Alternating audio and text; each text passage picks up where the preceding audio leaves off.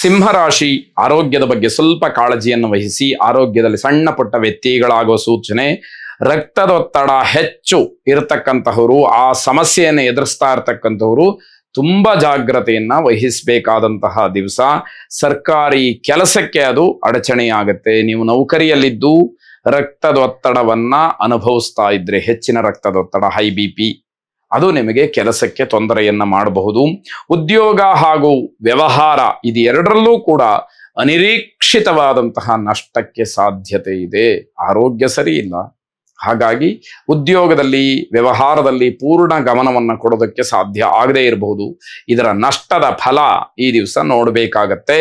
ಸರ್ಕಾರಿ ನೌಕರಿಯಲ್ಲಿರತಕ್ಕಂತಹ ಸ್ತ್ರೀಯರಿಗೆ ಶುಭವಾರ್ತೆ ಇರುತ್ತೆ. ಸರ್ಕಾರಿ ಉದ್ಯೋಗದಿಂದ ಆಗತಕ್ಕಂತಹ ಅನುಕೂಲಗಳು, ಸವಲತ್ತುಗಳು ನಿಮಗೆ ಸಿಕ್ಕುವಂಥದ್ದು. ಆಲಸ್ಯವನ್ನ ತೋರಿಸಬೇಡಿ, ಹೇಗೂ ಬಂದೇ ಬರುತ್ತೆ, ನೋಡೋಣ ಅನ್ನುವಂತಹ ಮಾತುಗಳು ಬೇಡ. ನಿಮ್ಮ ಪ್ರಯತ್ನಗಳು, ನಿಮ್ಮ ಚಟುವಟಿಕೆ ಆದಷ್ಟು ಸಕಾಲದಲ್ಲಿ ಆಗಲಿ, ನಡೀಲಿ ಅಂತಕ್ಕಂಥದ್ದು ಮುಖ್ಯ. ನಿಮ್ಮ ಕೆಲಸಕ್ಕೆ ಸಂಬಂಧಪಟ್ಟಂಥವರು ನಿಮ್ಮ ಅಹವಾಲನ್ನ ಸ್ವೀಕರಿಸಿ ನಿಮ್ಮ ಕೆಲಸಕ್ಕೆ ಭರವಸೆಗಳನ್ನ ನೀಡ್ತಕ್ಕಂತಹ ಸಾಧ್ಯತೆಗಳು ಹೆಚ್ಚಾಗಿದೆ. ಹಾಗಾಗಿ ನಿಮ್ಮ ಪ್ರಯತ್ನಗಳು ನಿರಂತರವಾಗಿರಬೇಕು. ಆ ಕಾರ್ಯ ಎಲ್ಲಿವರೆಗೆ ಬಂತು ಅಂತ ಹೇಳಿ ಮತ್ತೆ ಮತ್ತೆ ಕೇಳುವ ಹಾಗೆ ಇರಬೇಕು ಅಂತಕ್ಕಂಥದ್ದು. ಇದು ನಿಮ್ಮ ಮನಸ್ಸಿಗೆ ಸಮಾಧಾನವನ್ನು ಕೊಡುತ್ತೆ. ಕೆಲಸ ನೀವು ಅಂದುಕೊಂಡ ಹಾಗಾದ್ರೆ ನಿಮಗೆ ಅದು ಸಂತೋಷವಾಗುತ್ತೆ. ಕೆಲಸದಲ್ಲಿ ಉತ್ತೇಜನ ಬರುತ್ತೆ. ಮುಂದೆ ಇದೇ ರೀತಿ ಈ ಕೆಲಸಗಳನ್ನ ಮುಂದುವರಿಸ್ಕೊಂಡು ಹೋಗ್ಬೇಕು ಅಂತಕ್ಕಂತಹ ಶುಭ ಸೂಚನೆಗಳು ನಿಮಗೆ ಸಿಕ್ಕುವಂಥದ್ದಾಗತ್ತೆ. ಪಾರ್ವತೀ ದೇವಿಯನ್ನ ಪ್ರಾರ್ಥನೆ ಮಾಡಿ ಶುಭವಾಗಿ. ಕನ್ಯಾ ರಾಶಿ, ಶಾರೀರಿಕವಾಗಿ ಗಮನಿಸ್ತಾ ಹೋದಾಗ ತಲೆನೋವು ನಿಮಗೆ ಹೆಚ್ಚಿನ ಒತ್ತಡದಿಂದ ಬರುತ್ತೆ ಎನ್ನುವಂಥದ್ದು. ಮಾನಸಿಕವಾದಂತಹ ಉದ್ವೇಗಕ್ಕೆ ಒಳಗಾಗ್ತೀರಿ, ಅದನ್ನ ಗಮನಿಸ್ಕೊಳ್ಬೇಕು. ಪ್ರೇಮಿಗಳ ಮಧ್ಯದಲ್ಲಿ ಮಾತಿಗೆ ಮಾತು ಬೆಳೆದು ದ್ವೇಷಕ್ಕೆ, ನಿಮ್ಮ ಒಂದು ಆತ್ಮೀಯವಾದಂತಹ ಒಂದು ಪ್ರೇಮಕ್ಕೆ ಭಂಗ ಆಗ್ತಕ್ಕಂಥದ್ದಾಗತ್ತೆ. ಪ್ರೀತಿಸಿ ಮದುವೆಯಾದಂಥವರು ಒಂದೇ ನಕ್ಷತ್ರ, ಒಂದೇ ರಾಶಿಯವರಾಗಿದ್ರೆ, ಅದರಲ್ಲೂ ಸಂಬಂಧಿಕರನ್ನೇ ಮದುವೆ ಮಾಡಿಕೊಂಡಿದ್ರೆ ದೊಡ್ಡ ಪ್ರಮಾಣದ ನಷ್ಟವನ್ನ, ಕಷ್ಟವನ್ನ ಅನುಭವಿಸಬೇಕಾಗತ್ತೆ.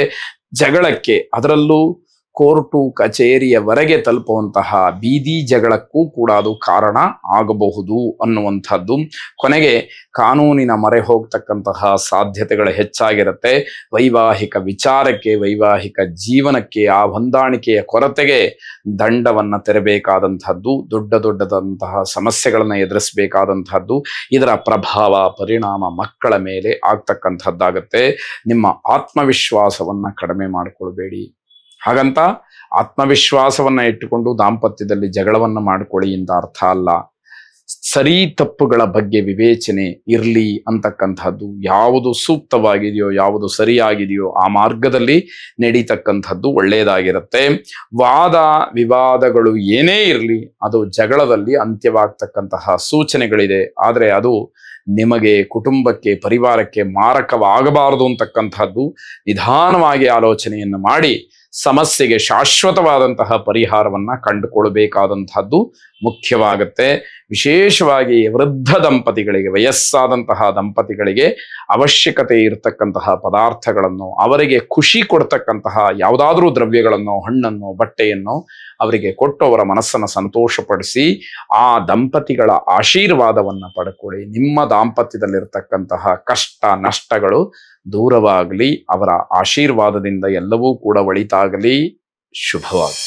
ತುಲಾರಾಶಿ, ರಾಜಕೀಯ ವಿಚಾರದಲ್ಲಿ ತಮ್ಮನ್ನು ತಾವು ತೊಡಗಿಸ್ಕೊಂಡಿರ್ತಕ್ಕಂತಹ ಯುವ ಪೀಳಿಗೆ ಬಹಳ ವಿಶೇಷವಾದಂತಹ ಪ್ರೋತ್ಸಾಹದಿಂದ, ಭರವಸೆಯಿಂದ ಮುನ್ನುಗ್ಗುವುದಕ್ಕೆ ಅವಕಾಶಗಳು ಹೆಚ್ಚಾಗಿರುತ್ತೆ. ಹಣದ ಅನುಕೂಲವೂ ಕೂಡ ಆಗುವಂತಹ ಸಾಧ್ಯತೆ. ರಾಜಕೀಯ ಭವಿಷ್ಯವನ್ನ ಕಟ್ಕೊಳ್ಬೇಕು, ರಾಜಕೀಯದಲ್ಲೇ ಮುಂದುವರಿಬೇಕು ಅಂತಕ್ಕಂತಹ ಅಪೇಕ್ಷೆ ಇರುವಂಥವರಿಗೆ ಅನುಕೂಲವಾಗುವಂತಹದ್ದು.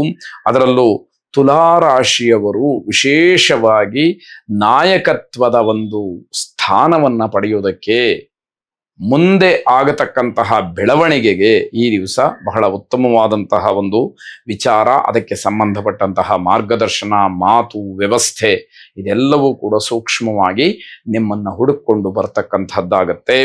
ನಾಯಕರ ಮಾರ್ಗದರ್ಶನವನ್ನ ಪಡ್ಕೊಳ್ತಕ್ಕಂಥದ್ದು ನಿಮಗೆ ಏನೋ ಒಂದು ರೀತಿಯ ಮಾನಸಿಕವಾದಂತಹ ಧೈರ್ಯವನ್ನ ಹೆಚ್ಚು ಮಾಡುತ್ತೆ ಅಂತಕ್ಕಂಥದ್ದು.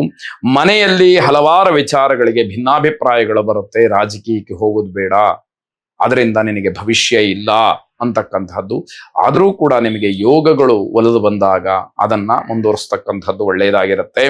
ನಿಮ್ಮನ್ನ ನೀವು ಸಮಾಜದಲ್ಲಿ ಅಥವಾ ಸಾರ್ವಜನಿಕ ಕ್ಷೇತ್ರದಲ್ಲಿ, ವೇದಿಕೆಯಲ್ಲಿ ಗುರುತಿಸ್ಕೊಳ್ಳೋದಕ್ಕೆ ಒಂದು ಅವಕಾಶ ಅಂತಕ್ಕಂಥದ್ದಾಗತ್ತೆ. ಅದೃಷ್ಟ ಲಕ್ಷ್ಮಿ ನಿಮ್ಮನ್ನ ಹುಡುಕಿಕೊಂಡು ಬರ್ತಾ ಇರುವಾಗ ಅದನ್ನ ದೂರ ಮಾಡೋದಕ್ಕೆ ನೀವ್ಯಾರು ಅನ್ನುವಂಥದ್ದಾಗತ್ತೆ. ಯಾವುದರ ದುರುಪಯೋಗವನ್ನೂ ಕೂಡ ಮಾಡಿಕೊಳ್ಳದಲೇ ಕಾರ್ಯತತ್ಪರರಾಗಿ ಪ್ರಾಮಾಣಿಕವಾದಂತಹ ಪ್ರಯತ್ನಗಳನ್ನ ಮಾಡಿ ಜನ ಮನವನ್ನ ಗೆಲ್ಲೋದ್ರಲ್ಲಿ ನಿಮ್ಮ ಪ್ರಯತ್ನಗಳು ಇರಲಿ. ನದೀ ತೀರದಲ್ಲಿ ಇರತಕ್ಕಂತಹ ದೇವಿಯನ್ನ ಪ್ರಾರ್ಥನೆ ಮಾಡಿ. ಶುಭವಾಗಿ. ವೃಶ್ಚಿಕ ರಾಶಿ, ದೂರಿನ ಪ್ರಯಾಣ, ವಿದೇಶದ ಪ್ರಯಾಣ ಅಥವಾ ಏನೋ ಒಂದು ಪ್ರವಾಸವನ್ನ ಮಾಡಿಕೊಂಡು ಬರಬೇಕು ಅಂತ ಹೇಳಿ ಆಲೋಚನೆಯನ್ನ ಮಾಡ್ತಕ್ಕಂಥವ್ರಿಗೆ ಈ ದಿವಸ ಅದಕ್ಕೆ ಪೂರಕವಾದಂತಹ ಒಂದಷ್ಟು ವ್ಯವಸ್ಥೆಗಳು, ಅದಕ್ಕೆ ಸಂಬಂಧಪಟ್ಟಂತಹ ವಿಚಾರಗಳು ಅನುಕೂಲಕರವಾಗಿ ಸಿಕ್ಕತ್ತೆ. ಹಣದ ಕೊರತೆ ಇರಬಹುದು, ಅದನ್ನ ಸರಿಪಡಿಸ್ಕೊಳ್ತಕ್ಕಂತಹ ಮಾರ್ಗಗಳೂ ಇದೆ. ಸರಿಯಾದ ಪ್ರಯತ್ನವನ್ನು ಮಾಡಿ ಉತ್ತಮವಾದಂತಹ ಪದವೀಧರ ವಿದ್ಯಾರ್ಥಿಗಳಿಗೆ ನೌಕರಿಯ ಅನುಕೂಲವಾಗುವಂತಹ ಸಾಧ್ಯತೆಗಳು ಹೆಚ್ಚಾಗಿದೆ. ಇಲ್ಲಿಯೇ ಕೆಲಸಕ್ಕೆ ಹೆಚ್ಚಿನ ಅವಕಾಶಗಳು ನಿಮಗೆ ದೊರೆಯುವಂತಹದ್ದು. ದೂರಿಗೆ ಹೋಗಬೇಕು ಅಥವಾ ವಿದೇಶಕ್ಕೆ ಕೆಲಸವನ್ನ ಅರಸಿ ಹೋಗಬೇಕು ಅಂತಕ್ಕಂಥದ್ದು ಏನಿರೋದಿಲ್ಲ. ವಿದೇಶಕ್ಕೆ ಹೋಗ್ತಕ್ಕಂತಹ ಸಾಧ್ಯತೆಗಳೂ ಕೂಡ ಪ್ರಯತ್ನ ಮಾಡಿದಂಥವರಿಗೆ ಸಿಕ್ಕುವಂತಹದ್ದು. ಮನಸ್ಸು ಅಲ್ಲಿ ಬಹಳ ಮುಖ್ಯವಾದಂತಹದ್ದು. ಏನು ಮಾಡಲಿ ಅಂತಕ್ಕಂತಹ ಚಿಂತೆಯನ್ನ ದೂರ ಮಾಡಿ ನಿಮ್ಮ ಪ್ರಯತ್ನವನ್ನ ಪ್ರಾಮಾಣಿಕವಾಗಿ ಮಾಡಿ ಅಂತಕ್ಕಂತಹದ್ದು. ಎಲ್ಲಾ ರೀತಿಯ ಆಲೋಚನೆಗಳನ್ನ ಮುಂದಿಟ್ಟುಕೊಂಡು ಕೇವಲ ಚರ್ಚೆಯನ್ನ ಮಾಡಿದರೆ, ಯೋಚನೆಯನ್ನ ಮಾಡಿದರೆ ಪ್ರಯೋಜನ ಇಲ್ಲ. ಕಾರ್ಯರೂಪಕ್ಕೆ ಬರತಕ್ಕಂತಹ ಪ್ರಯತ್ನಗಳು ನಿಮ್ಮದಾಗಬೇಕು ಅಂತಕ್ಕಂತಹದ್ದು. ಸರಿಯಾದಂತಹ ನಿರ್ಧಾರವನ್ನ ಮಾಡಿ ಕಾಲ ಮಿಂಚಿದ ನಂತರದಲ್ಲಿ ನಿಮ್ಮ ಯಾವುದೇ ಪ್ರಯತ್ನಗಳು ಫಲವನ್ನ ಕೊಡದೇ ಇರತಕ್ಕಂಥದ್ದು. ವಿಷ್ಣು ಸಹಸ್ರನಾಮವನ್ನ ಶ್ರವಣ ಮಾಡಿ. ಅನುಕೂಲ ಇದ್ದವರು ವಿಷ್ಣು ಸಹಸ್ರನಾಮವನ್ನ ಹೇಳಿಕೊಳ್ಳಿ. ಅದರಿಂದ ಮಾನಸಿಕವಾದಂತಹ ಸಮಾಧಾನ, ನೆಮ್ಮದಿ, ಯಾವುದು ಸರಿ ಯಾವುದು ತಪ್ಪು ಅಂತಕ್ಕಂತಹ ವಿವೇಚನಾ ಶಕ್ತಿ ಬೆಳೀತಾ ಹೋಗುತ್ತೆ. ನಿರ್ಧಾರ ಮಾಡೋದಕ್ಕೆ ಅನುಕೂಲವಾಗತ್ತೆ. ಶುಭವಾಗಿ.